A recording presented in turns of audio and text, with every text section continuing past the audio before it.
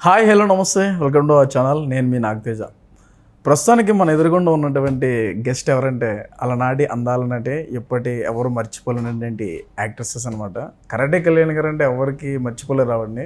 అన్ని విధాలుగా అన్ని రంగాలలో అంటే నటిస్తూనే సోషల్ మీడియాలో ఎప్పుడు కనపడుతూ ఉంటారు. సో ఆవిడ మన ముందు ఉన్నారు. ప్రస్తుత అంశాల మీద మాట్లాడడమే కాకుండా ఆవిడ గురించి కూడా తెలుసుకునే ప్రయత్నం చేద్దాం. మేడం నమస్తే. నమస్తే. ఎలా ఉన్నారు మేడం? ఎప్పుడో ఒకసారి చేసాం, మళ్ళీ ఇప్పుడు కుదిరింది.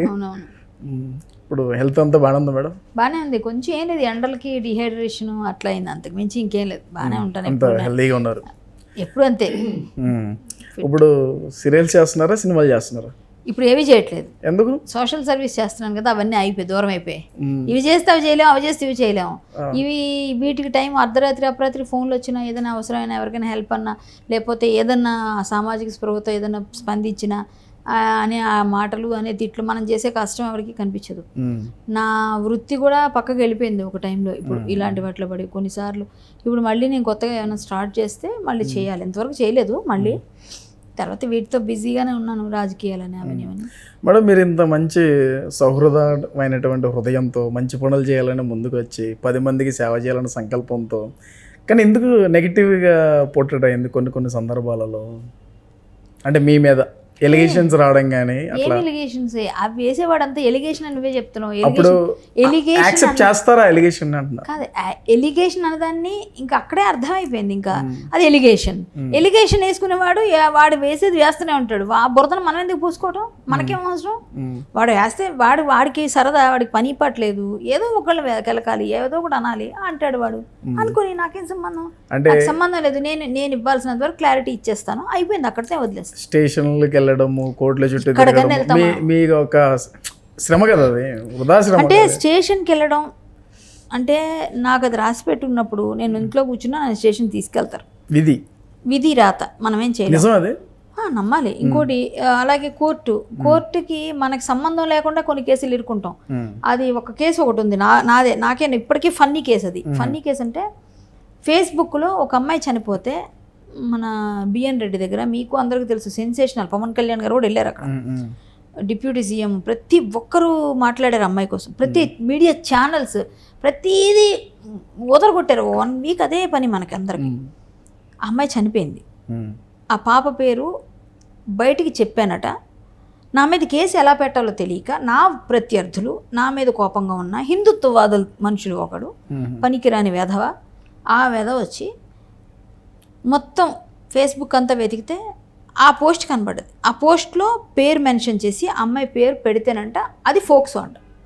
నాకు తెలియదు, ఆ చట్టంలో ఉందట, పెట్టకూడదు పేరు బయటపడి. కోర్టుకి అవన్నీ అనవసరం కదా, కనిపించిందే. అయినా సరే పోలీసుల దగ్గరికి వెళ్ళి తిరిగితే ఏం కేసు అయ్యేది? అమ్మాయి పోస్ట్ పెట్టింది, కేసు పెట్టండి అంటున్నావు, ఇదేం పద్ధతి? అమ్మాయి గురించి బాధపడుతూ అయ్యో పాపం నిన్ను కాపాడుకోలేము పాప చిట్టి తల్లి అని పెట్టింది. అంత మంచిగా పోస్ట్ పెడితే నువ్వేందా ఎట్లా అంటున్నావు అని అడిగితే, వాడు కేసు పెడతారా పెట్టనా అని అడిగాడంట. ఎక్కడ వాడు ఉండేది ఈ ఊర్లో కాదు, వాడికి సొంత ఇల్లు లేదు, సొంత ఎక్కడ వాడికి అడ్రస్ లేదు, అడ్రస్ లేని వెధవ ఒక విధంగా. వాడు పెడితే మళ్ళీ మాతోనే తిరిగి మాకు తిన్నంటి వాసాలు లెక్క పెట్టే వెధవ. వాడు ఏం చేయాలో తెలియక ఎవరో ఫ్రెండ్ ఇంట్లో అడ్రస్ పెట్టి జగద్గిరి గుట్ట పిఎస్లో కోర్టుకి వెళ్ళి కోర్టులోంచి కేసేసి చాలామంది కలిపి నా మీద పకడ్బందీగా నన్ను ఇరికించాలంటే ఏం దొరకట్లేదు. సో పకడ్బందీగా ప్లాన్ చేసి కోర్టుకి వెళ్ళి కోర్టు రిఫర్డ్ కేసు తీసుకొచ్చి ఫోక్సో చట్టం కింద నా మీద కేసు పెట్టారయ్యా. ఇప్పుడు నేను 2 సార్లు ఒక్కటిపల్లి కోర్టుకి వెళ్తే మీరు ఎందుకు వచ్చారు మేడం అడుగుతున్నారు. పరువు పోతుంది ప్రతిసారి. ఏంటి ఎందుకు వచ్చారంటే నేనే దొంగలాగా వెళ్ళి ఇలా నిలబడుతున్నాను కోర్టులో. అసలు నా తప్పు ఏమైనా ఉందా? ఇందులో ఒక మాట చెప్పి ఫేస్బుక్లో పోస్ట్ తెలియక పెట్టాను. అంటే మీరు ఫేస్బుక్లో పేరల్ రాస్తూ ఉంటారు, దేని గురించి అయినా అది మీకు తిరిగి అంటే అది కాదు. ఆ అమ్మాయి గురించి ఒక సమాజంలో ఒక ఆడపిల్లని చంపేస్తే, రేప్ చేసి ఒక చాపలో చుట్టి పడేస్తే వాడు సమాజం ఎక్కడికి వెళ్ళిపోతుంది అని పెయిన్తో ఒక ఆడపిల్లగా నా ఆవేదన వ్యక్తం చేశా. అది తప్పు, ఆవిడ పేరు పెట్టాను, అది నాకు తెలియదు. నాకు తెలిస్తే పెట్టనుగా, ఇప్పుడు తెలిసింది, ముందు చట్టం తెలియదు కాబట్టి పెట్టేశాను. తను తప్పు అయితే నాకు తెలియక చేసింది తప్పది. అయినా సరే అది నేను పెట్టానా ఇంకెవరు పెట్టారు, లేకపోతే నా హ్యాండిల్లో ఆ టైంలో మా తమ్ముళ్ళు వాడతారు, లేకపోతే ఇంకెవరు వాడతారు. సరే నేను ఏదైనా పోస్ట్ పెట్టలేకపోతే వాళ్ళకి ఇచ్చేసాను, ఎవరికైనా ఇచ్చేసి ఉండొచ్చు నేనన్నా వాళ్ళు ఫీల్ అవుతున్నారు. సరే నేను వాళ్ళు ఎవరో ఒకళ్ళు తెలియక చేశారు. పోనీ చేసినప్పుడు దాని మీద నేను కేసు ఇప్పుడు తిరుగుతున్నాను. సో అప్పుడు ఇప్పుడు ఉంది కేసు, ఇప్పుడు మళ్ళీ నాకు వేస్తూనే ఉంటారు, నేను తిరుగుతూనే ఉన్నాను. అంటే నా సిచ్యువేషన్ ఎట్లా అయిపోయిందంటే, ఇదా నా పరిస్థితి ప్రతిసారి. ఇప్పుడు 2వ తారీఖున 3వ తారీఖున రమ్మని చెప్పి మొన్న చెప్పారు. మనం చేసిన తప్పే, నువ్వు సింపుల్గా ఇది సిల్లీ కేసు కాదా అంటే, నాకు తెలియకుండా సంబంధం లేకుండా ఇరుక్కోలేదా అంటే దారిని లేదని తీసుకొచ్చి రాసుకొని పూసుకొని కంపెనీ నెత్తి మీద వేసుకున్నట్టు అయింది. సేమ్ ఇప్పుడు అదే నా పరిస్థితి, చాలా వాటిలో అదే పరిస్థితి. కాబట్టి మంచికి రోజులు లేవమ్మా. మనం మంచిగా నిజాయితీగా నిర్భయంగా మాట్లాడితే శత్రువులు తయారైపోతూ ఉంటారు. శత్రువు ఫ్యాక్టరీ తయారవుతుంటుంది. ఒకటి కూడా కాదు, ఫ్యాక్టరీ. మన వెనకాల మనకు తెలియకుండా వెనకాల మాట్లాడుతూ మన ముందు నవ్వుతూ అన్నవాడే వెనకాల గోతులు తవ్వుతూ వెనక బ్యాక్ స్టాబింగ్ చేస్తూ చాలా చాలా చాలా ఉంటాయి. అది మనం ఖచ్చితంగా ఫేస్ చేస్తాం. నేను ఎక్కువ ఫేస్ చేస్తాను. యథార్థవాది లోక విరోధి. సో నేనేమంటానంటే, నేను అందరినీ మెప్పించలేను, అందరినీ ఒప్పించలేను, అందరినీ అన్ని విధాలుగా నేనేమి చేయలేను. సో జరిగిపోతుంది, జరుగుతూనే ఉంటుంది. నాది ఇవే తీసుకున్నానా ఆ దారిలో వెళ్తుంటాను నేను. పక్కదారులు, అడుదారులు, ఆ దారి ఈ దారి, మళ్ళీ యూటర్న్లు అన్నీ ఉండవు మనకి. వెళ్ళటమే. తప్పు చేశానా ఒప్పుకుంటాను, తప్పు లేదా కామ్గా ఉంటాను, అంతే. మేడం, మీరు భరతనాట్యంలో ప్రావీణ్యం పొందిన వ్యక్తి. భరతనాట్యం చాలా బాగా నాట్యం చేస్తారు. దానితో పాటుగా కరాటీలో కూడా మంచి ప్రావీణ్యం పొందిన వ్యక్తి. ఆ తర్వాత సినిమాల్లో చేయాలి, సినిమాలలో రాణించాలని ఒక మంచి ఉద్దేశంతో అందరిని మెప్పించాలి, అభిమానుల్ని చేకూర్చుకోవాలి అనే దాంట్లో మీరు సినిమా రంగంలోకి వచ్చారు. సినిమా అంటే పూర్తి స్థాయిలో ఏదన్నా ఒక చిన్న ఇన్సిడెంట్ జరిగితేనే అక్కడ నుంచి బ్యాటరీ మార్క్ స్టార్ట్ అవ్వడం, అక్కడ నుంచి ఆఫర్లు తగ్గడము ఏదో జరుగుతూ ఉంటుంది. మరి మీరు ఆ జాగ్రత్త ఎందుకు తీసుకెళ్ళిపోయారు? ఇప్పుడు మీ ఉద్దేశం ఏంటంటే, మీరు ఈ క్వశ్చన్ డైరెక్ట్గా అడిగితే డైరెక్ట్గానే అడుగుతున్నాను. అంటే సినిమాల్లో నటించాలనే తాపత్రయం ఉన్నప్పుడు సినిమా మీద ఫోకస్ చేయకుండా వేరే వాటి మీద, అంటే మీరు ఇప్పుడు చెప్పారు కదా కేసు అయింది కదా మీకు, అలాగా అటువంటి విషయాలలో ఇన్వాల్వ్ అవ్వడము, దాని గురించి మీరు మాట్లాడడము, నాది అనుకునే మీ ఆలోచన మీది కాదు, ఇది మాది అనుకునే వాళ్ళ ఆలోచనకు కొంచెం పొందన కుదరలేదు కదా. సినిమా ఇండస్ట్రీలో నా తిండి నేను తింటాను, నా కట్టుబట్ట నేను కట్టుకుంటున్నాను, నేను ఎవరికి పెట్టను, నేను నా ఇల్లు నా సంసారం నాదే అనుకునే వాళ్ళు ఉంటారు అందరూ. నేను అలాగే స్టార్టింగ్లో కొంతకాలం నేను అన్నీ చూస్తుండేదాన్ని. నేను ఎందులో చేతులు పెట్టలేదు, ఎందులో వేలు పెట్టలేదు. కొంతకాలం తర్వాత నేను తట్టుకోలేను. మరీ ఒక స్టేజ్కి వచ్చిన తర్వాత ఒక కృష్ణుడి గురించి ఒకడు ఎవడో కామెంట్ చేస్తే, ఒక పాస్టర్, అక్కడ స్టార్ట్ అయింది నాకు బయటకు వచ్చాడు. అక్కడి నుంచి నేను కేసులు వేయడం, అక్కడి నుంచి నేను ఫైట్ చేయడం, అక్కడి నుంచి మొదలైంది. ఆ మొదలవడం ఒక ఆవిడ ఎవరో ఇండస్ట్రీ మీద మాట్లాడిన తర్వాత నుంచి అది పెద్దదైంది. అక్కడి నుంచి ఇంకా బయటకు వచ్చింది. సో నేను వెళ్ళలేదు, వెళ్ళబడ్డాను. వెళ్ళిన తర్వాత స్టాండ్ అయిపోయాను. ఇంకొకటి ఏంటంటే, నేను ఇండస్ట్రీలో ఎవరో తొక్కేస్తారనో, ఎవరో ఏదో చేస్తారనో, నాకేమీ లేకపోతే బతకలేనను నేను కూడా చాలాసార్లు ఆలోచిస్తాను. ఎలా ఏం చేస్తాం, ఏదైనా చెయ్యాలి, ఏంటిది మనం ఎంతకాలం అందరిలాగే ఆలోచిస్తాను. బట్ మళ్ళీ పుంజుకున్న వేగంతో మళ్ళీ ముందుకెళ్తాను. నేను ఎప్పుడు డిప్రెషన్లోకి వెళ్ళిపోయేలా కూర్చోాలనుకోను. నాకు ఇవ్వరు ఆ సినిమాలు మానేనివ్వండి, వాళ్ళే ఒక మంచి నటిని కోల్పోతారు, ప్రజలు ఆదరించే ఒక నటి. నేను సినిమాల్లోకి చెయ్యాలని రాలేదు.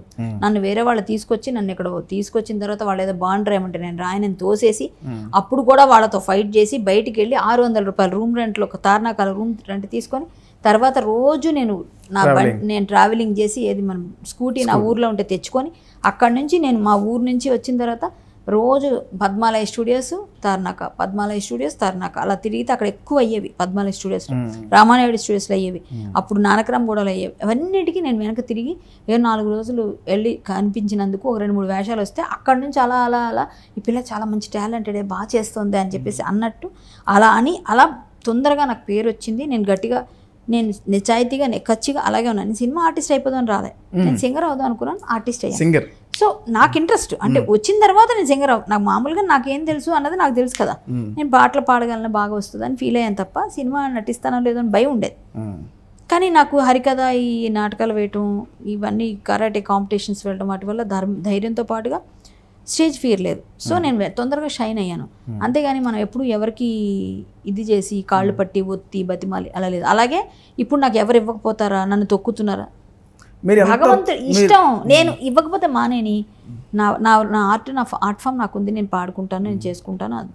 లేదా నా తమ్ముడు నేను మేమందరం కలిసి మా ఫ్రెండ్స్ మేము కలిసి చిన్న చిన్న వెబ్ సిరీస్ తీసుకుంటాం, లేకపోతే సినిమాలు తీసుకుంటాం. ఎవరో ఇచ్చేది మనం చేద్దాం. మనకు అంత నాలెడ్జ్ వచ్చింది, సోషల్ మీడియా వచ్చింది, నాలెడ్జ్ వచ్చింది, మనకి ఎలా చేయాలో తెలుసు, ఏ వే ఆఫ్ అప్రోచ్ తెలుసు, ఏ విధంగా చేస్తే బాగుంటుందో. నేను స్క్రిప్ట్ రెడీ చేసి పెట్టుకున్నాను. మేబీ ఎనీ టైం అది ఓటీటీ ఫిల్మ్ కావచ్చు, లేకపోతే డైరెక్ట్ ఫిల్మ్ కావచ్చు, ఏమైనా కావచ్చు, అవార్డ్ ఫిల్మ్ అయితే ఖచ్చితంగా అవుతుంది. నా ప్లాన్ అది. నాకు ఎవరు ఇవ్వకపోయినా భగవంతుడు ఇస్తున్నాడు అవకాశం, అంతే. అంటే మీరు అంత ఫాస్ట్గా గ్రోత్ అయ్యారు, అంతే ఫాస్ట్ షైన్ అయ్యారు, అంతే ఫాస్ట్ డౌన్ఫాల్ కూడా అయ్యారు. డౌన్ ఎక్కడ అయ్యాను? నీకు డౌన్ అయితే ఈరోజు నన్ను ఎందుకు పిలుస్తావు నువ్వు? నాకంటూ ఒక మార్క్ వేసుకున్నాను. అబ్బా అంటే గుర్తొచ్చేది కరాటే కళ్యాణ్, బాబీ అంటే గుర్తొచ్చేది కరాటే కళ్యాణ్, పుల్లం అంటే గుర్తొచ్చేది కరాటే కళ్యాణ్. ఒక ఎన్టీఆర్ సినిమా ఆది ఫస్ట్ సినిమా చూస్తే దానిలో వాటర్ వేస్తుంటే ఫస్ట్ గుర్తొచ్చేది కరాటే కళ్యాణ్, పుల్లమ్మగా కరాటే కళ్యాణ్, రాజాదిరి గేట్లో పని మనిషిగా కరాటే కళ్యాణ్. మీకు ఎన్ని సినిమాలు చూపించాలి? ఒక వ్యాంప్, ఒక పిఏగా గర్ల్ ఫ్రెండ్లో అలీ గారి పక్కన ఒక కరాటే కళ్యాణ్, ఒక లీలామాల్ సెంటర్లో పని మనిషిగా. ఎన్ని సినిమాలు చెప్పాలి మీకు? నేను ఇన్ని సినిమాల్లో నేను ఇంత చేసి నేను ఇంత ఇది తెచ్చుకున్న తర్వాత ఈ 100 సంవత్సరాల తెలుగు సినిమా ఇండస్ట్రీలో అన్ని పేజీల్లో ఒక పేజీలో నాకు ఒక మూల చోటు ఉంది. నా మార్క్ ఎవరో వేయలేదు, నా మార్క్ నేను వేసుకున్నాను. కొంతమంది ఉంటారు కదా కమెడియన్స్, వాళ్ళ లిస్టులోనూ ఒక వ్యాంపుల్ లిస్ట్లో ఏ విధంగా తీసుకున్నా ఒక క్యారెక్టర్ ఆర్టిస్ట్ లిస్ట్లో నేను కూడా ఉన్నాను. సో నా లిస్టులో నేను ఉండడం నాకు సంతోషం. తెలుగు సినీ కళామతలకి ఎప్పుడు రుణపడి ఉంటాను. నన్ను వాళ్ళు డౌన్ఫాల్ అవ్వడం ఏం లేదు. ఓకే, ఈ డోర్ మూసి ఇంకో డోర్ తెరుస్తాడు. ఎప్పుడైనా అలా నేను వెళ్తాను, పాజిటివ్ థింకింగ్. ఈరోజు నేను ఆర్టిస్ట్గా చేయట్లేదంటే నా మార్క్ నేనే బీట్ చేయాలి. నా మార్క్ మళ్ళీ దిగువ పడిపోతే ఎందుకు నేను యాక్ట్ చేసి? సో నేను అది చేయట్లేదు. ఇప్పుడు నా మార్క్ నేను స్టాండ్ చేసుకున్నాను. మేడం, మీరు ఇలాగా అంటే వేరే వేలోకి వెళ్ళడం కానీ, అంటే ఆలోచన పరంగా వేరే వేలోకి వెళ్ళడం కానీ, అంటే ఒక రకంగా చెప్పాలంటే బయట ఉన్న వ్యసనాలు వాటికి మీరు అలవాటు అవ్వడానికి వేరే వాళ్ళ ప్రోత్సాహకారం ఏమన్నా ఉందా, బలవంతం ఏమన్నా ఉన్నదా? ఏం చేస్తున్నాం అంటే ప్యాకెట్ అప్పుడు ఒక ఇష్యూ జరిగింది కదా, అది ఇప్పుడు ఎందుకు? అది నాకే గుర్తులేదు. ఆయన ఇంకోటి ఏంటంటే అది వ్యసనం అని కాదు. వ్యసనం ఎట్లా అవుతుంది? అది వ్యసనం అంటే వ్యసనమే, కాకపోతే దాన్ని పట్టుకుంటే వ్యసనం, వదిలేస్తే వ్యసనం అవుతుంది. మీరు వదిలేశారు? ఎప్పుడు వదిలేశారు? వదిలేసిన తర్వాత అది వ్యసనం అనరు దాన్ని. అది ఆ టైంలో మనకి ఒక టైంలో ఖాళీగా ఉన్నప్పుడు ఆడుకునేది. సో ఫ్రెండ్స్ నలుగురు కలిసి అనుకుంటే వాళ్ళు ప్లాన్ చేశారు, నన్ను పిలిచారు, అంతవరకే. అది అక్కడతో అయిపోయింది. కేసు కూడా లేదు. ఇప్పుడు అనవసరం మాట్లాడడం. బలవంతం పెట్టారు? అలా బలవంతం పెట్టరు. ఇష్టంగానే ఎవరైనా ఇష్టంగానే వెళ్తారు. లేకపోతే పిలిస్తే, ఇప్పుడు నువ్వు పిలిచావమ్మా, నువ్వు నాకు తెలుసు అనుకో, నాకు తెచ్చి పిలిచాడు, ఆయన ఇంటర్వ్యూకి వచ్చాను, అలాగే అక్కడ అందరూ ఉన్నారు అనుకో, పిలిస్తే సో మన వాళ్ళు అందరూ ఉన్నారు, సరే హాయ్ చెప్పొద్దాం అని వెళ్తాము. ఆ తర్వాత జరిగిన పరిణామాలు వేరుగా ఉంటే అదేమి పెద్ద అని పెద్ద నష్టం అయిపోయి కేసు కూడా కాదు. ఇంకొకటి ఏంటంటే ఇండస్ట్రీలో ఎవరు మాట్లాడరు, మీరెందుకు అన్ని మాట్లాడతారు, ఇంకా ఇండస్ట్రీలో ఎవరు పని లేదు, మీరే అన్నిట్లో దూరుతారు అంటున్నారు కదా. అలా అంటే ఈరోజు మనం కొంతమంది పేర్లు మన పుస్తకాల్లో లిఖించబడి, కొంతమంది కొన్ని విషయాల్లో త్యాగాలు చేస్తే ఈరోజు మనం ఇలా ఉన్నాం. మన స్వాతంత్రం దగ్గర నుంచి తీసుకుంటే ఎవరో ఒకరు ఇనిషియేట్ తీసుకోకపోతే ఏ పని జరగదు. సో నేను సోషల్ అవేర్నెస్ తీసుకురావడం కోసం, సోషల్ కాజెస్ కోసం ఎవడు చెప్తే పోనీ నాకుంది కదా రెస్పాన్సిబిలిటీ అని నేను ముందుకు వచ్చి తిట్టించుకుంటున్నాను. అది నా కర్మ. నేను ప్రజల కోసం చేస్తుంటే ప్రజలకు అది అర్థం కాక అందరూ మంచోళ్ళు ఉండరు, అందరూ చెడ్డోళ్ళు ఉండరు. నన్ను పెగుడేవాళ్ళు ఉంటారు, తెగడేవాళ్ళు ఉంటారు. ఇప్పుడు ప్రతి పార్టీల పరంగా వెళ్తే పార్టీలు వేరువేరుగా అయిపోయి తిట్టేసేవాళ్ళు ఉంటారు. ఇష్యూ పరంగా వెళ్తే ఎప్పుడు విక్టిమ్కి వాళ్ళు ఎంత తప్పు చేసినా అటువైపు సపోర్ట్ చేసేవాళ్ళు ఉంటారు, ఇటువైపు తిట్టేవాళ్ళు ఉంటారు. సో మనం అన్ని బేరీజ్ వేసుకొని నేను చేస్తున్న పని కరెక్టా కాదా నా ఆత్మవిమర్శ చేసుకొని గుండె మీద చేసుకొని నేను కరెక్ట్ చేస్తున్నాను అని నాకు మనసు చెప్తా చూడు, బుర్ర చెప్తుంది, బుర్రలోంచి వస్తుంది కదా ఒకటి తెలుస్తుంది మనకి ఇండికేషన్. అది మనం ముందుకెళ్ళాలి. అంతేగాని ఎవరో అనుకుంటారంటే అనుకునేవాడు 100 అంటాడు, బురద వేసేవాడు 100 వేస్తాడు. ఆడెవడి కోసం నేను బతకట్లే, వాడెవడు నాకు తిండి పెట్టట్లే, వాడెవడు నా లైఫ్లో ఏదైనా ప్రాబ్లమ్ వస్తే చూడడు. నా లైఫ్, నా ఫుడ్డు, నా సంపాదన, నా కష్టం, నా ఏదైనా ఇండస్ట్రీ అవ్వనివ్వండి, బయట అవ్వనివ్వండి, ఏదైనా నా సొంతంగా నేను బిల్డ్ చేసుకున్న నా ఫేమ్ అనుకోండి. ఇప్పుడు మంచో చెడో ఏదో విధంగా నన్ను గుర్తు చేసుకుంటున్నారు. తిట్టేవాళ్ళు ఎక్కువ ఉన్నా పొగిడేవాళ్ళు కూడా అంతే ఉన్నారుగా. పొగిడేవాళ్ళు ఉన్నారు. నాకు బయటికి వెళ్తే నాకు ఎన్నోసార్లు ఎంతోమంది అప్ప మేడం మీరు చేస్తున్న ఫైట్ ఎందుకు అంటున్నారంటో, వాళ్ళు చెయ్యలేరు కాబట్టి చేస్తున్న వాళ్ళని అంటున్నారు. చెయ్యలేని వాళ్ళ కోసం నేను వాళ్ళందరి గళాన్ని నేను వినిపిస్తున్నాను. తిట్టేవాడు, వాడు అనేవాడు అంటూనే ఉంటాడయ్యా, నిన్ను కానీ నన్ను కానీ. ఇప్పుడు నిన్ను తిట్టేవాళ్ళు ఉంటారు, నన్ను తిట్టేవాళ్ళు ఉంటారు, నీకు అందరూ పొగిడేరుగా. సేమ్ అదనమాట. కాకపోతే ఎవరు పూసుకొని నేను పూసుకొని ఇరుక్కుంటున్నాను. ఇది మాత్రం నేను స్వయంకృత అపరాధం వదిలేస్తే అయిపోయేది. బట్ మా ఇంట్లో కూడా అది అంటారు, బట్ నేనేంటంటే సమాజంలో కొంతమందిని అలా పుట్టిస్తాడేమో దేవుడు, అంతే కష్టాన్ని కొన్ని రోజులు అట్లా చేసి ఉండలేము అసలు, ఇంట్లో కూర్చోలేము అసలు. ఫస్ట్ ఎక్కడైనా ఆవుని ఎవరైనా పట్టుకున్నారంటే వెళ్ళాడు చెమడాలు తీర్చే వరకు వెళ్ళిపోతుంటాను నేను, ఎంత దూరమైనా. ఎందుకు? ఆ గోమాతని ఇట్లా ఎలా చంపుతారని, ఎక్కడైనా గోవుల్ని అక్రమంగా తరలిస్తే వెళ్ళి అడ్డుకుంటుంటాను. ఎందుకు? నాకెందుకు? అందరూ ఇళ్లలో పడుకుంటారు కానీ నేను 2 గంటలు 3 గంటల వరకు బక్రీద్ టైంలో కార్ల మీద మేము టీం తిరుగుతుంటాం. మాకు నిద్ర రాదా? మాకు నిద్ర వద్దా? అందరూ ఇళ్లలో హ్యాపీగా నిద్రపోతుంటారు, టీవీలు చూస్తారు, లేకపోతే ఫోన్లో ఆడుకుంటారు, పడుకుంటారు. నేను రోడ్డు మీద పడి తిరుగుతున్నా, ఆవులు పట్టుకొని అవి అని ఇవని. ఏమైంది మరి? మీరు ఇలా చేయడం వల్ల మీ యొక్క వ్యక్తిగత జీవితానికి కూడా దూరం అయ్యారుగా, పర్సనల్ లైఫ్ కూడా దూరం అయ్యారుగా. అది ఆటోమేటిక్గా అయిపోతాం. నేను బాబు అమ్మ వాళ్ళు కొంచెం ఎక్కువగా, అంటే నేను బయటకు వెళ్ళినప్పుడు లేదా నేను ఉండనప్పుడు నేను మ్యాక్సిమం కేరింగ్గా ఉంటాను, వాడితో అన్నీ చూసుకుంటాను. వాడికి ఎక్కువగా ఎటైనా స్కూల్కి వెళ్ళి వచ్చిన తర్వాత మా అమ్మమ్మ వాళ్ళ ఇల్లు అని వాడికి ఉంది కాబట్టి టెన్షన్ లేదు. నేను కూడా ఉదయం వెళ్ళిపోయాను అనుకోండి, సాయంత్రం వరకు అన్నీ చూసుకొని ఏదో టైంకి, సో ఇంకా అలా లాగేస్తున్నాను ప్రజెంట్ అయితే. పర్సనల్ లైఫ్ అంటే ఇవన్నిటి వల్లే నాకు డివోర్స్ అవ్వడం, ఇవన్నీ ఎందుకు నీకు వద్దు అని గొడవ. అంటే ఈ డివోర్స్ కి పర్టికులర్ రీజన్ మీ తప్పిదమా లేదంటే ఇద్దరిది ఉంటాయి? ఇద్దరిది ఎలా అంటే ఇది పర్సనల్ క్వశ్చన్ కాదు, మీరు ఇష్టమైతే చెప్పండి. ఉంటాయమ్మా, ఎవరి దగ్గరైనా నువ్వు ఏ పని చేసినా ఇద్దరికి ఉంటాయి. నేను సమాజ సేవ చేయడం ఇష్టం లేదు వాళ్ళకి. సమాజ సేవనా లేదంటే అర్ధరాత్రులు ఫోన్ కాల్స్ రావడం అలా ఎప్పుడు రావు నాకు. అంటే ఎవరైనా మీరు యాజ్ ఏ ఆర్టిస్ట్ గా ఫిల్మ్ ఇండస్ట్రీలో ఉన్నప్పుడు నా మీద చాలా నమ్మకం. ఎందుకంటే నువ్వు కావాలంటే టెస్ట్ చేసుకో, నాకు ఫోన్ చేసి నువ్వు చేసుకో, నాకు ఫోన్ చేసి ఫుల్ బూతులు తిట్టి పెట్టేస్తాను. నేను ఎందుకు చేస్తాను? నువ్వని చెప్పకు, నువ్వని చెప్పకు, నువ్వు ట్రై చేయి, నెంబర్ తెలిసిపోద్దిగా. ఇది కాకపోతే వేరే నెంబర్ ఎవరి దగ్గర అడిగి చెయ్యి.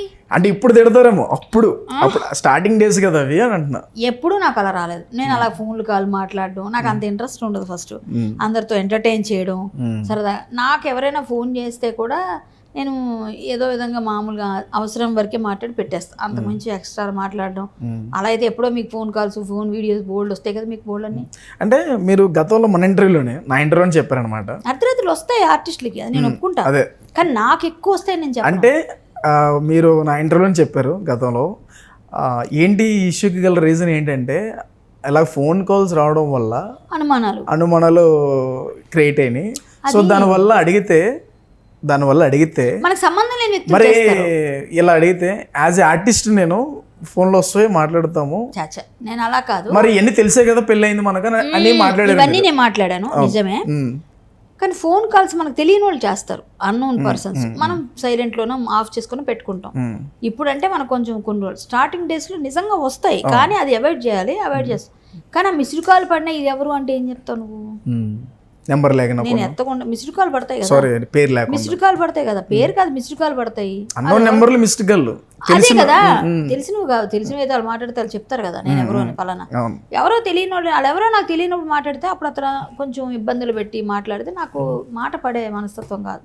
సో నాకు నచ్చలేదు. నేను అన్ని అయినా ఆర్టిస్ట్ని చేసుకున్నప్పుడు కొంచెం ఆలోచించాలండి, ఏదైనా ఉంటే అనేసి అన్నది నిజం అంతవరకే. కానీ దానివల్ల విడిపోయినంత ఫోన్ కాల్ వాళ్ళు ఎవరు విడిపోరయ్యా.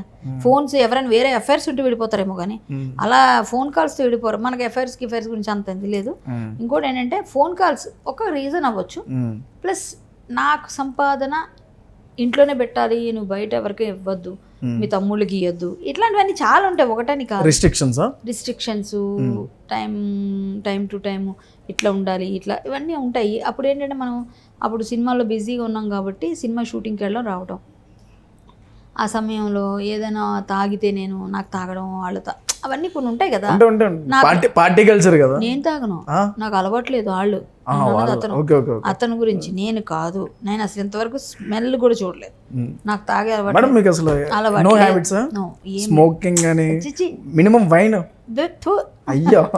మనకు అసలు స్మెల్ కూడా తెలియదు ఇప్పటిదాకా. అసలు అది ఎలా ఉంటుంది అని టేస్ట్ అంటే కూడా నేను టేస్ట్ చేయలేదు ఇప్పటిదాకా. అది వైన్ ఇస్తాను, వైన్ ఇస్తారా ఏమన్నా హ్యాపీ ఫిజ్ ఇట్లాంటి స్మోక్ టైప్ అట్లా సిగరెట్ కాల్చాలి సీరియల్లో ఇచ్చారు కానీ అప్పుడేం చేయము. అది ఉంది కదా, అదేదో అంటించిస్తారు కదా, దాన్ని వాళ్ళు ఎవరో పీల్చుతారు కదా, పొగ వస్తుంది, ఇట్లా పట్టుకుంటాం అంతే స్టైల్ గా. ఆ పొగ కనిపిస్తుంది. ఏమైనా యాక్టింగ్ చేస్తే ఇట్లా పెట్టేసి ఇట్లా యాక్ట్ చేయాల్సి వస్తే యాక్ట్ చేస్తాం, కానీ లాగక్కలే కదా, ఇలా అనేస్తే అది ఎవరికి కనిపిస్తుందా? యాక్టింగ్ అన్నప్పుడు అన్ని చేయాలి. అలాగైతే జయలలిత గారు అన్న ఆవిడ బ్రాహ్మణ మాంసం తినాలి, ఆవిడ తినరు లైఫ్లో. కానీ కేకులు అట్లా ఏవో పూసి అట్లా మాంసంలో తయారు చేస్తే ఇట్లా పెట్టి యాక్ట్ చేశారు మరి ఆవిడ కొన్నిసార్లు. అలా మాకు చెప్పారు చాలాసార్లు మేము అడిగితే. సో యాక్టింగ్లో ప్రొఫెషన్లో అవసరమైనంత వరకు ఇది ఏదైనా పెట్టి దాన్ని ఎలాగో మీరు కాలుస్తారు బయట వాళ్ళు అంతా అబ్జర్వ్ చేస్తాం కాబట్టి అవి తీసుకుంటాం మేనరిజం అదంతా. మేడం ఇంత మెంటల్ టార్చర్గా మెంటల్ టెన్షన్కి ఫీల్ అయ్యారు కదా, డ్రగ్స్ కానీ అలవాటు పడలేదు? అంటే నేను మీ ఆలోచన ఆ టైంలో అది బాగా నడిచింది కదా. అసలు అసలు అసలు అడిగిన క్వశ్చన్ బుర్ర బుద్ధి ఏమైనా ఉందా? అంటే మందే అలవాట్లేదు, సిగరెట్ అలవాట్లేదు అనేది డ్రగ్స్ అలవాటు అయిపోతాయా? చెప్పు. డ్రగ్ అనేది ఫైనల్ కదా, లాస్ట్ స్టేజ్ కదా. ఇవే అలవాట్లేని వాళ్ళకి అది ఎక్కడి నుంచి వస్తుంది? అన్నప్రాసన ఆవకే పెట్టేస్తావు నువ్వు. అసలు అన్నప్రాసనమే అవ్వలేదు నాకు ఆ విషయంగా. ఏంటి ఓనామాలే తెలియదు, అవి తీసుకెళ్ళి పిహెచ్డి ఇచ్చేస్తున్నావు. ఆ టైంలో బాగా నడిచింది కదా. ఏమో బాబు, నేను పార్టీలకు వెళ్ళను, నాకు ఎవరు ఫ్రెండ్స్ ఉండరు, పార్టీలు పబ్లు కల్చర్ కాదు, మనం ఎప్పుడు వెళ్ళం, ఏమీ జరగదు. సో అలాంటప్పుడు నాకు ఎట్లా తెలుసు అసలు ఏంటో కూడా దాని ఓనామాలే తెలియవు. ఏదో మనం ఏదో యూట్యూబ్లో చూస్తే లేకపోతే ఏదన్నా ఇంటర్నెట్లో దాని గురించి సెర్చ్ చేస్తే దాని గురించి తెలిసింది ఏదైనా ఎవరైనా అడిగితే 4 టీవీ ముందు మాట్లాడతాం అంతవరకే. సోషల్ యాక్టివిస్ట్గా, హిందూ యాక్టివిస్ట్గా నేనేమో క్వశ్చన్స్ ఎవరైనా మైక్ పెట్టి అడిగితే చెప్తాను, తెలుసుకుంటా. ఎందుకంటే ఇది పలానా మనం చెప్పాలి అంటే రేపు పొద్దున్న తెలుసుకోవాలి, నేను విషయం గురించి సెర్చ్ చేస్తాను. అంతేగాని మనకి అనుభవం ఉండాలా దానిలో తెలుసుకోవాలంటే చదివితే కూడా తెలుస్తుంది. మరి అదే చేసింది. దానికి మీకు అలవాటు పడ్డారు. అలవాటు ఎందుకు పడుతుంది? మెంటల్ ఆలోచన. నో, నేను మా నాన్నగారు పోయిన తర్వాత కొన్నిసార్లు నన్ను జనాలు బాగా కాకుల్లో పొడుచుకున్నప్పుడు నేను డిప్రెషన్కి వెళ్ళిన మాట నిజం. బట్ డిప్రెషన్కి వెళ్ళినా కూడా ఆ డిప్రెషన్ ఏ రోజు కనబడలేదు ఈ రోజు దాకా. ఎవరికీ తెలియదు నాకు డిప్రెషన్కి నేను వెళ్ళానని, నేను డిప్రెషన్కి బాగా గురయ్యానని, నేను ఫీల్ అయ్యానని, నేను స్ట్రెస్ తీసుకున్నానని ఎవరికి తెలియదు ఈ రోజు దాకా. ఎన్నిసార్లు, చాలాసార్లు, 2-3 సార్లు ఫేస్బుక్లో ఉన్న వాళ్ళు కొంతమందికి తెలుసు. మా నాన్నగారు చనిపోయాక చాలా మొన్నటి వరకు కూడా పోస్టులు వేసేదాన్ని. చాలా పెయిన్ తీసుకుంటాను ఆయన విషయంలో. సో అది నాకు బాగా కృంగతీసిన విషయం కాబట్టి నాన్న తర్వాత నేను చాలా డల్ అయ్యాను. కొంచెం తగ్గించాను, అయినా కానీ నన్ను వదలరు. ఇప్పుడు నేను ఇవ్వట్లేదు ఇంటర్వ్యూస్ అంటే వినరు. ఇప్పుడు నాకు వదలకపోతే ఇంకో 4 వస్తారు, రేపు పొద్దున్న అబ్బాయికి ఇచ్చారు మాకు ఇవ్వండి అంటారు. ఎవరికైనా మానేస్తారు. అంతా మనం కలిసిన వాళ్ళు, తెలిసిన వాళ్ళు ఎవరో రిఫరెన్స్ చేస్తారు, ఎవరో రిఫరెన్స్ ఇస్తారు. నేను ఎంత వదులుకున్నా వద్దని ఇంటర్వ్యూ అయినా ఇంటర్వ్యూలు తీసుకుంటారు. నేను ఏదో మాట్లాడుతాను, అది ఎక్కడో కర్మ కాలి కొన్నిసార్లు వేరలేదు, అన్నిసార్లు అవ్వకపోయినా అవి ఒక్కసారి అయిందో చాలు నా నెత్తి మీదకి పెంటకి.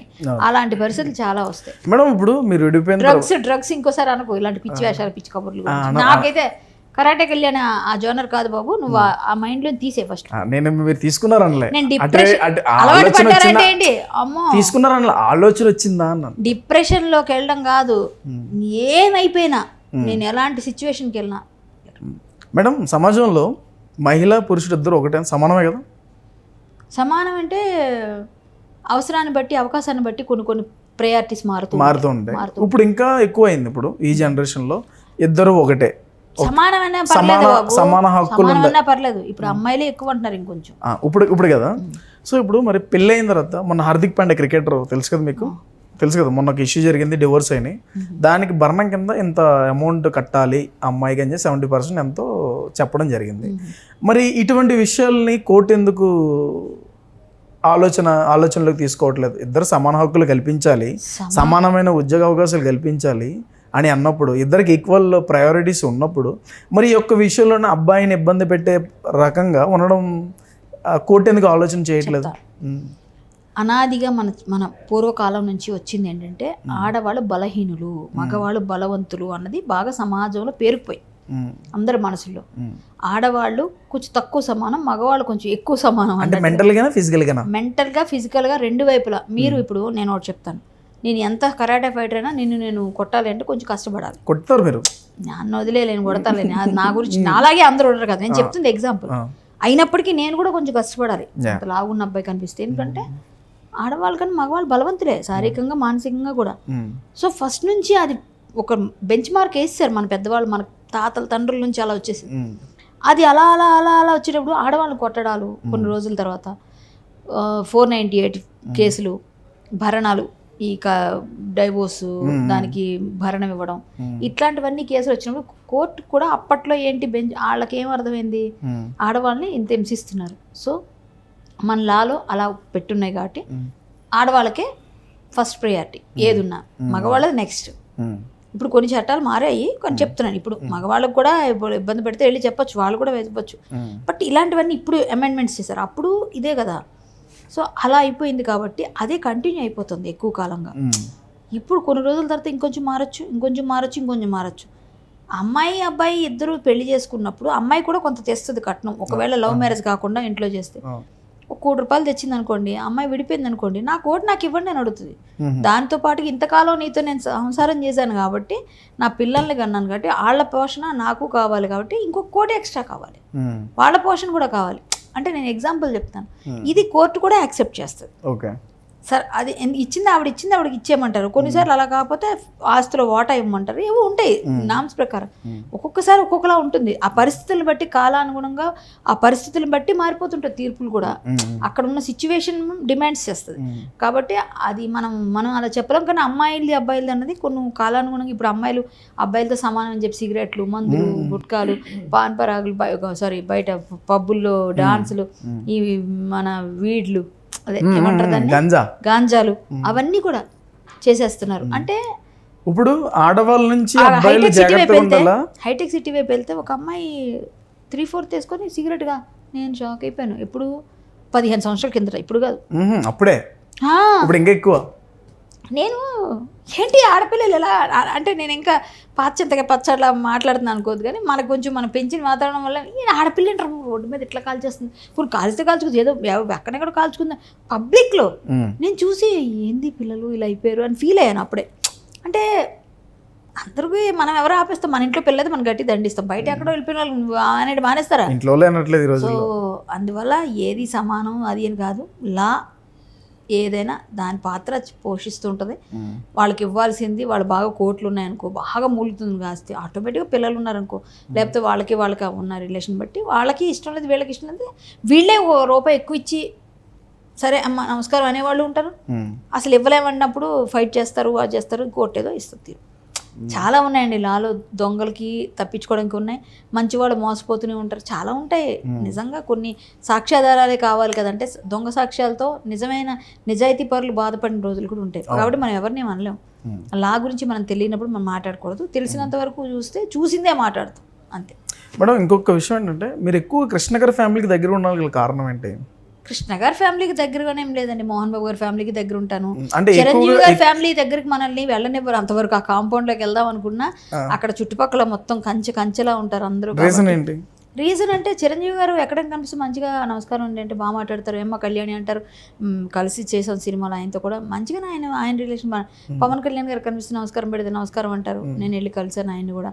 నాగబాబు గారు అయితే ఏమ్మా ఎలా ఉన్నాను మంచిగా మాట్లాడతారు. అట్లేం లేదు, కాకపోతే వాళ్ళ ఇంటికి వెళ్ళాం, ఎందుకంటే అక్కడ వాళ్ళకి అంత ఎక్కువ నాలాగా చాలా మంది వస్తారు, వచ్చే ప్రతి ఒక్కరిని ఎలా చేస్తే వాళ్ళ ప్రైవసీ ఉండదు, సో వాళ్ళు ఎలా చేయరు, అందువల్ల వెళ్ళాం. ఇప్పుడు కృష్ణ గారి ఇంటికి ఇంట్లో వాళ్ళకి ఉన్న మా మనుషులు, మా అసోసియేషన్లో మనుషులే, కరాటే కళ్యాణి మన అలా అనుకుని కొంచెం అట్లా పిలిచినప్పుడు ఏదైనా ఫంక్షన్స్ ఉన్నా మమ్మల్ని పిలుస్తారు కాబట్టి ఎక్కువ ఫంక్షన్స్లో అట్లా కలుస్తారు అంతే. అంటే కృష్ణ గారు అంటే నరేష్ గారు వల్లనా, నరేష్ గారితో క్లోజ్ గా ఉండడం వల్ల ముందు నుంచి ఇష్టం.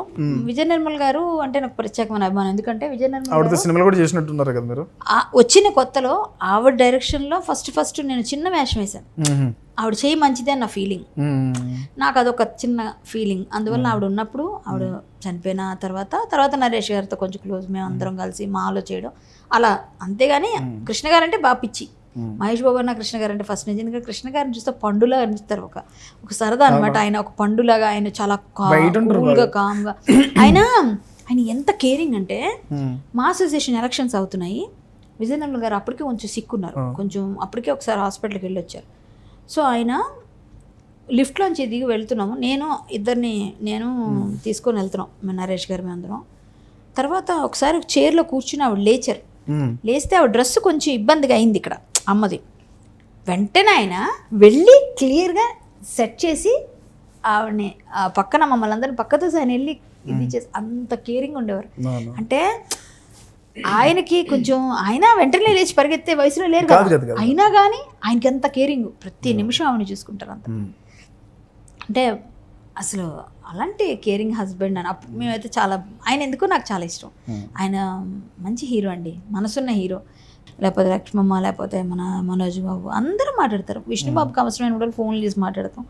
వాళ్ళ వైఫ్ కానీ అందరూ, ఆ పిల్లలు చాలా బాగా పాడతారు. అలా ఏం లేదమ్మా, ఎవరింటికైనా వెళ్ళొచ్చు, ఎవరికైనా వెళ్తే. ఇప్పుడు కోట శ్రీనివాసరావు గారిని అప్పుడప్పుడు వెళ్ళి కలుస్తుంటారు, నాకు ఇష్టం. ఆయనతో వెళ్ళి మాట్లాడతాను, ఆయనతో కలిసి హిందుత్వం కోసం. ఆయన మంచి హిందుత్వ మంచి మంచి విషయాలు చెప్తారు మాట్లాడితే, పెద్ద నిఘంటు ఆయన మాట్లాడితే అన్నీ వస్తుంటాయి. ఆయన వెళ్ళి అప్పుడప్పుడు వెళ్ళి పలకరిస్తుంటాను నేను. పెద్దవాళ్ళమ్మా, వాళ్ళు వెళ్ళిపోతే మళ్ళీ మనకు కనపడరు కదా ఎవరైనా, అందుకని ఉన్నప్పుడు మనం వెళ్ళి కలవాలి ఎవరన్నా. వారు మంచిగా ఆరోగ్యంగా ఉండాలని కోరుకుంటూ అప్పుడప్పుడు వెళ్ళి గుళ్ళకి వెళ్ళినప్పుడు వీళ్ళ కొంతమంది పేర్లు. నేను కాశీలో వాటిలో కూడా, అక్కడ గయలో వాటిలో పిండ ప్రదానం చేసేప్పుడు కూడా నాకు ఇష్టమైన హీరోలు, హీరోయిన్లు, అలాగే మన వాళ్ళ పేర్లు చెప్పేవాళ్ళ పక్కాగా బాలు గారికి, కే విశ్వనాథ్ గారికి, అందరి పేర్లు చెప్పేసి నేను అంటే అన్నీ చెప్తున్నాను కదా. అప్పుడు పోయి ఉన్నవారు పాత వాళ్ళు, కృష్ణ గారు, ఎన్టీఆర్ గారు, అందరి పేర్లు చెప్పి అక్కడ మనం చేయొచ్చు. అలాంటివన్నీ ఉంటాయన్నమాట. అవన్నీ నేను చేస్తాను. నాకు ఇష్టం. నా ఇంట్లో వాళ్ళు, నా ఫ్యామిలీతో పాటు వాళ్ళందరూ అలా ఫీల్ అవుతాను నేను. అంతే. అంటే పవిత్ర లోకేష్ గారు రావడం కొంతమందిని బాగా డిసప్పాయింట్ చేసిందా లైఫ్ లోకి? మీరు ఏమన్నా హట్ అయ్యారా? నేనెందుకు హట్ అవుతాను అంటే ఎక్కడ వేరే ఆర్టిస్ట్ వేరే అమ్మా, ఇప్పుడు వాళ్ళిద్దరు ఇష్టపడ్డారు, వాళ్ళిద్దరు నచ్చింది, వాళ్ళు ఏమైనా చేసుకుంటారు, వాళ్ళకి ఉంటే నేనే మధ్యలో నేను కొనికిస్తూ కొట్టం, నేనెందుకు హట్ అవ్వాలి? అసలు నాకేం సంబంధం ఉంది అందులో? అసలు దానిలో ఏమైనా మనకు సంబంధం ఉంటే ఓకే, మన సంబంధం లేకుండా ఎందుకు హట్ అవుతాం? అదే, వాళ్ళిద్దరూ లవ్ చేసుకుంటారు, వాళ్ళిద్దరు పెళ్లి చేసుకుంటారు, లేకపోతే వాళ్ళిద్దరు యాక్ట్ చేస్తారు. అది నిజం కావచ్చు, నిజం కాకపోవచ్చు, నాకెందుకు? అది మాతో మంచిగా ఉన్నారు లేదా, మన రిలేషన్ ఎలా ఉంది, మనతో వాళ్ళు మంచిగా ఉన్నారు లేదా. పవిత్ర అక్క బాగా మాట్లాడతారు, నరేష్ గారు బాగా మాట్లాడతారు. ఇంకేంటి అక్క అంటారా పవిత్ర గారు? నాకు ఎప్పటి నుంచి పెళ్ళి అయిన తర్వాత? అంతకు ముందు నుంచేనా? ముందు నుంచి అక్క అంటారా? ముందు నుంచి అంటే ఆవిడతో ఎక్కువ నాకు ఇంటిమేసీ లేదు. కలిసి మేము వాళ్ళ ఇంట్లో కలిసినప్పుడు తర్వాత నుంచి కొంచెం ఇంటిమేసీ పెరిగిన. మామూలుగా ఆవిడ నాకన్నా పెద్దవాడని అట్లా. పెద్దవాడా? Okay madam. అప్పట్లో విజయ నిర్మల గారి డైరెక్షన్లో, ఆవిడ ఉన్న ప్రొడక్షన్లో మీరు కెరీర్ స్టార్ట్ చేశారని చెప్పేసి అన్నారు. ఆ టైంలో నరేష్ గారికి కొత్తగా పెళ్లి చేయాలి, అప్పుడే ఏదో డిస్టర్బెన్సెస్ జరుగుతున్నాయి కదా, అప్పుడే డిస్టర్బెన్స్ జరుగుతున్నాయి. అంటే ఇది మీకు తెలుసు, లేకపోతే చాలామంది తెలియకపోవచ్చు, అది నాకు వరకు తెలిసిందనమాట. అంటే మీ మీద ఒక అభిప్రాయం ఏదో ఉన్నదంట, నిజమేనా? ఎవరికి? అంటే నరేష్ గారే ప్రపోజల్ పెట్టారు. ఎవరు చెప్పారు మీకు? తెలియకుండా ఎలా ఉంటే వస్తాయి కదా. చిచి అండి. అంటే మీకు తెలిసి ఉండొచ్చు, మీరు చెప్పపోయి ఉండొచ్చు, కానీ చాలా మందికి అడగపోయి ఉండొచ్చు. తప్పు. అలాంటి ఆయన ఎప్పుడు నాకు అలాంటి రిలేషన్ ఏం కాదు అసలు. అసలు నరేష్ గారికి నాకేం సంబంధం అండి మధ్యలో? చచ్చా, ఆయన ఒక బ్రదర్లీ ఫీలింగే ఉండేది ఎప్పుడు మాకు. ఎందుకంటే అంటే మాకు అది ఆదిబట్ల కళాపీఠం హరికథ ఉత్సవాలు చేస్తే ఆయన విజయవాడ వచ్చి నా హరికథ బ్రదర్లీ ఫీలింగ్ అంటే ఇంకా పాయింట్ మాట్లాడలేదు. లేదమ్మా, తప్పు, చాలా తప్పు. ఎందుకంటే ఆయన అసలు ఎప్పుడు అలాంటి ఊహ మీకే కూడా ఎవరు చెప్పారు? అసలు ఏ విధవ అన్నాడో కానీ ఆ పరమ దరిద్రుడు ఉంటాడు వాడు. అష్ట దరిద్రుడు, నిష్ట దరిద్రుడు అయితే ఇలాంటి నిందలు వేస్తాడు వాడు. కాదు అంటే నా వరకు రాలేదు మరి. మీరు ఇంకా బ్రదర్ అని ఫీలింగ్ అతను డిఫరెంట్. ఆయన అలా ఏం లేదు, మా ఫీలింగ్ లేదు. అలాంటి ఉంటే వేరుంటది. ఆయనకి పెళ్లి చేయాలనుకుంటున్నారు, అదే అసలు ఒక డిస్టర్బెన్స్ లో అయితే అవ్వచ్చమ్మా. ఇప్పుడు ఎవరిష్టం వాళ్ళది. ఇప్పుడు నేను ఫ్రీగా ఉండి నేను డైవర్స్తో ఉన్నాను కదా అనేసి ఏదైనా అనుకుని ఉంటారేమో అట్లా, ఆయన ఎక్కువగా క్లోజ్ అలా అనుకుంటే మనం ఏం చేయలేము. వాళ్ళు ఎవరు అనుకున్న దాన్ని నాకేం సంబంధం? నాకు సంబంధం లేని విషయాలు నేను ఎలా మాట్లాడతాను? నాకు సంబంధం కూడా లేదు. ఆయన అలా ఇప్పుడు ఆయన అనుకోలేదు, నేను అనుకోలేదు. ఎవరు అనుకుంటే నాకెందుకు? మాకు సంబంధం తప్పు అసలు లేదు. మా అసోసియేషన్ టైంలోనే పవిత్ర గారు ఉన్నారు ఆల్రెడీ. మాకు తెలుసు కదా, మాకు ఎట్లా అనుకుంటారు? అప్పటికే అనౌన్స్ చేశారు కదా. లేదు, అప్పుడే కొంచెం ఎక్కువ మేము క్లోజ్ ఉన్న టైం కూడా అదే. మరి ఇంకా అలాంటి ముందే క్లోజ్ లేదు. మేము ఎప్పుడు క్లోజ్ లేదు. నేను ఎప్పటికైనా ఎవరితో కూడా అంత దగ్గరగా వెళ్ళను, అంత దూరంగా ఉండాలి. నేను నా పని నేను చేసుకుంటాను అంతే. సో ఇంకో విషయం, ప్రస్తుత రాజకీయాల మీద మీ యొక్క అభిప్రాయం ఏంటంటారు? రాజకీయాలే అంటే దానికి అభిప్రాయం ఏం లేదు. మీరు చాలా వాటిల్లో మాట్లాడతారు, రాజకీయాల గురించి మాట్లాడతారు అప్పుడప్పుడు. సో దాని గురించి అడుగుతున్నా. ఇప్పుడు కూటమి గెలిచింది, ఈ రోజు ప్రమాణ స్వీకారం చేశారు. నేను గెలవాలనుకున్నదే గెలిచింది. మేము కూటమికే సపోర్ట్ చేసాము. పవన్ కళ్యాణ్ గారికి, చంద్రబాబు నాయుడు. ఓటు ఎక్కడ ఉంది మీకు? ఇక్కడే ఉంది. మరి ఎక్కడ ఎలా సపోర్ట్ చేశారు? మా వాళ్ళు లేరా? అలా అంటారు. ఓకే. ఏమంటే నేను చెప్తే కొంతమంది నేను ఇన్ఫ్లుయెన్సర్ కదా, కొంత నేను చేస్తుంటాను కదా, కొంత మేము మా వరకు మా విజయనగరం, వైజాగ్, మా చుట్టుపక్కల నన్ను చూసి నేను పోస్టులు పెడతాను కదా ఫేస్బుక్ లో పోస్ట్ పెట్టినప్పుడు నేను ఏం పెట్టాను? నేను పెట్టిన వీడియో కూడా ఉంటుంది. ఇక్కడైతే బీజేపీ, అక్కడైతే కూటమి, రెండింటిగా వేయండి అని చెప్పాను. నన్ను ఫాలో అయ్యాలి. నన్ను కొంచెం ఒక 1500 మంది ఉన్నారు అనుకోండి, 1 లక్షలో ఒక 2,000 మంది పోను 2-3 వేల మంది అయినా మన కూటమి ఎలాగైనా గెలిపించుకోవాలి సార్ అనుకుంటారు. ఎందుకు బీజేపీతో కలిసి ఉన్నారు అలయన్స్, మేము కూడా బీజేపీ. సో నేను సపోర్ట్ చేయడం తప్పలేదు. పవన్ కళ్యాణ్ గారికి ముందుగానే మేము ఆర్టిస్ట్గా అలాగే మా హీరోగా ఆయనకి సపోర్ట్ చేస్తాం. సో అన్ని విధాలు కలిసి వచ్చింది. బాలకృష్ణ గారు ఉన్నారు అక్కడ, కలిసి అందరూ గెలిచారు. అనుకున్నది అయ్యింది. ఇక్కడ కూడా బీజేపీ 8 సీట్లు వస్తాయని మేము ఫైట్ చేసాం. అందరూ అనుకున్న ఎన్ని వస్తాయి అందరికి ముందే తెలుసు. 8 అయితే పక్క, పైన వస్తే ఇంకా సంతోషం అనుకున్నాం. వచ్చాయి. ఇక్కడ కూడా మినిస్టర్స్ అయ్యారు, అక్కడ మినిస్టర్. అందరికీ శుభాకాంక్షలు తెలియజేస్తున్నా. ఒకటండి, ఒక పాలన వెళ్ళిపోయింది అంటే అనకూడదు కానీ బయట జనాలు అనుకునేది రాక్షస పాలన అన్నారు జనాలు, నేను కాదు. వాళ్ళందరూ అలా అన్నారంటే ఎంత విసిగిపోయారు. ఈసారి కానీ వైసీపీ వస్తే మేమందరం మీ హైదరాబాద్ అని వస్తాం, లేకపోతే ఏ గుజరాత్, ఏ మధ్యప్రదేశ్, ఏ యూపీ వెళ్ళిపోతాం మేము. అక్కడైనా బెటర్ కానీ ఇక్కడ ఉండకూడదని అంతవరకు వెళ్ళిపోయారు ప్రతి ఒక్కళ్ళు.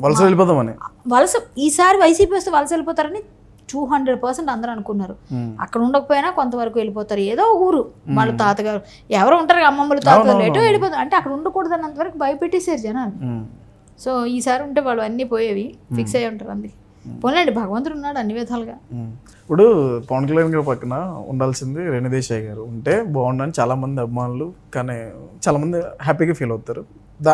ఆవిడ లేకపోయినా వాళ్ళ తనయుడు ఏదో వాళ్ళ కూతురు ఇద్దరు ఉండడం చాలా హ్యాపీగా అనుకున్నారు. మొన్న గెలిచినప్పటి నుంచి అఖిరానందన్ వెంట పెట్టుకుని మోడీ గారి వరకు కూడా తీసుకెళ్ళడం జరిగింది. సో మరి దీని బ్లడ్ రిలేషన్ అదే నేనే కాదనట్లే. ఇప్పుడు మనం ఎవరమండి మధ్యలో చెప్పడానికి? ఆయన బ్లడ్ రిలేషను, ఆయన బ్లడ్, ఆయన జీన్స్, వాళ్ళిద్దరిని వెంట పెట్టుకుంటాడు. ఏమైనా వైఫ్తో విడిపోయారు, వాళ్ళకి పొసగలేదు. మనం ఎవరం జడ్జి చేయడానికి? ఇప్పుడు నేను విడిపోయి ఉన్నాను కాబట్టి నాకుండే సాధక బతకాలు నాకు తెలుస్తాయి. వాళ్ళ మధ్యలో ఏం జరిగింది వాళ్ళకి తెలుస్తాయి. మనం మధ్యలో మాట్లాడుకోవడం తప్ప ఆయన పర్సనల్ లైఫ్లో మాట్లాడడానికి ఎవరం మనం? ఆయన విలువలతో ఎంతవరకు పనిచేస్తారు, ఎంతవరకు సమాజం చేయగలరు, ఒక మంత్రిగా ఏ విధంగా ఆయన పని చేయగలరు, మనకు అది కావాలి. ఆయన పర్సనల్ నాకు అనవసరం. నేను మాట్లాడడానికి ఇష్టపడను. రేణుదేశాయ్ గారు ఉండుంటే బాగుంటుంది అంటే ఆవిడ విడిపోయిన తర్వాత ఉండాలని ఎలా అనుకుంటాం? అది హాస్యాస్పదం. సో విడిపోయిన తర్వాత ఇంకా అనవసరం. వాళ్ళిద్దరు సహజీవనం చేసుకున్నారు, పెళ్లి చేసుకున్నారు, తర్వాత పిల్లల్ని అన్నారు, వాళ్ళకి నచ్చలేదు, వాళ్ళు విడిపోయారు. సో ఆయనకో ఆవిడకో ఏదో పొసగలేదు. ఇప్పుడు ఈమె మొన్న పవన్ కళ్యాణ్ గారు చెప్పులు పట్టుకున్నది ఆవిడ, మీరు చూసారో లేదో. మరి అలాంటి ఒబీడియంట్ వైఫ్ ఉండడం తప్పంటారా? ఆవిడ విదేశ మహిళ అయినా మన దేశంలో ఉన్న మహిళల కన్నా చాలా చాలా 1000 రెట్లు బెటర్ అంటాను నేను. ఆవిడ ఎక్కడైనా మీకు అశ్లీలత కనిపిస్తుందా? ఎక్కడైనా డ్రెస్సింగ్లో? విదేశీ మహిళలు అంటే మన వాళ్ళే ఇక్కడికక్కడ వేసుకొని తిరిగే రోజులు ఇవి. అలాంటి మహిళ ఉండడం సంతోషమే కదా. ఆయనకి ఆవిడకి సెట్ అయింది, బాగుండాలని కోరుకుందాం, ఇంకా వాళ్ళు మంచిగా ఉండాలని కోరుకుందాం. అంతేగాని వాళ్ళు ఉంటే బాగుంటుంది, వీళ్ళు ఉంటే బాగుంటుంది, ఇది పద్ధతి కాదు. చంద్రబాబు గారితో ఎన్ని రోజులు కలిపి ప్రయాణం చేయబోతున్నారు పవన్ కళ్యాణ్ గారు? అది వాళ్ళిద్దరు అంటే నిజంగా నాయకులు ప్రయాణం చేద్దాం అనుకున్నా, ప్రజలు చేయనివరా? ఎస్, ఇటువైపు ప్రజలు అటువైపు ప్రజలు, ఈ అభిమానులు ఆ అభిమానులు ఏదో తెచ్చుకుంటారు, గొడవలు పెట్టుకుంటారు. ఇక్కడ దాకా తెచ్చుకొని ఏమని చేసి విడగొట్టకపోతే వాళ్ళు కలకాలం బాగుంటారని కోరుకుంటున్నాను నేనైతే. అంటే 5 years తర్వాత కూడా ఇంకా కంటిన్యూ అవ్వాలని కోరుకుంటున్నాను నేను, బాగుండాలి నెక్స్ట్ కూడా అని. ఈ ఫ్యాన్స్ హీరోల కోసం కొట్టుకున్నట్టే ఇక్కడ ఈ ఓటర్లు కూడా అట్లాగే కొట్టుకొని మేము కార్యకర్తలం అంటే మనం చెప్పలేము. అది హేమగారితో మీకున్న ప్రాబ్లం ఏంటి? మీ ఇద్దరు ఏమీ లేదు. ఆవిడ మీద కోపం ఉందా లేదంటే కోపం ఉందా? ఏమోనండి, నన్ను ఏదనంటే నేను మొహమ్మద్ మొన్న పరిస్థితి నువ్వు కూడా చూసుకో, వెనకాల అందరిని అంటావు ఎందుకో అనేసి అంతే, అయిపోయింది అక్కడతో, అంతే. నేను చాలా సీరియస్ గా మాట్లాడే ఇదివరకు ఏమైనా శత్రుత్వం ఉందంటారు? శత్రుత్వం లేదు, మేము ఎప్పుడైనా మాట్లాడుకుంటే అసోసియేషన్ గురించే మాట్లాడతారు. ఆ టైంలోనే గొడవలు, ఆ టైంలోనే అయ్యే, తర్వాత ఏం లేదు. ఆవిడ ఎప్పుడు కలవదు, నేను ఎప్పుడు కలవను. నాకేం పార్టీలు పబ్బులు తెలియవు, ఆయన ఇప్పుడు ఎక్కడ కలుస్తుంది ఆవిడ నన్ను, నేను ఎప్పుడు కలుస్తాను. ఏదో ఎట్లా టీవీలో వాటిలో కలవడం తప్ప. రోజా గారితో పరిచయం మీకు బాగుంటాయంట? లేదండి, కలిపి తిరగడం ఎక్కడ చూసారు మీరు? పోనీ చూసి చూపించండి. రోజా గారు చెప్పండి. కాదండి, మీరు కాదంటారేంటి, చూపించండి. మీరు రోజా గారితో కలిపి తిరిగారు, ఎన్నిసార్లు కలిపి తిరిగాను? ఆవిడతో పాటు బాధలు ఉన్నారేమో.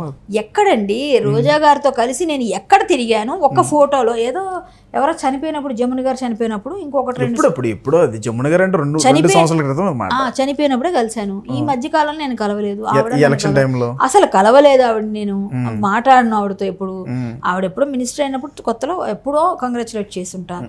ఆ జబర్దస్త్ సెట్ లో అప్పుడప్పుడు 2-3 సార్లు కలిసి అంతే.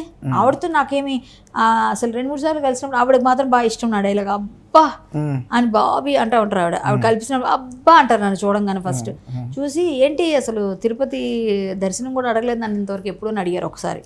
నేను ఎప్పుడు అడగలేదు ఆవిడని. నేను అడగలేదు, ఆవిడే చెప్పారు అన్నమాట. సో నేను ఆవిడతో నాకేం పరిచయాలు పూసుకొని రాసుకుని నేను ఎవరితోనే తిరగడం ఉండదు బాబు. పూసుకొని రాసుకొని నువ్వు ఎక్కడ చూపించుకొని చూద్దాం ఏముండదు. మనం అంతా భక్తి దేవుడు ఏదైనా పని ఉందంటే ఎక్కడ రండి, ఇక్కడ ఎవరైనా భజనలో అవుతుందంటే అక్కడికి వెళ్ళిపోతా. ఏదైనా ఎవరైనా ఇబ్బందుల్లో ఉన్నారంటే వాళ్ళకి ఏమైనా హెల్ప్ కావాలి మన వల్ల అవుతుందంటే వెళ్ళిపోతా.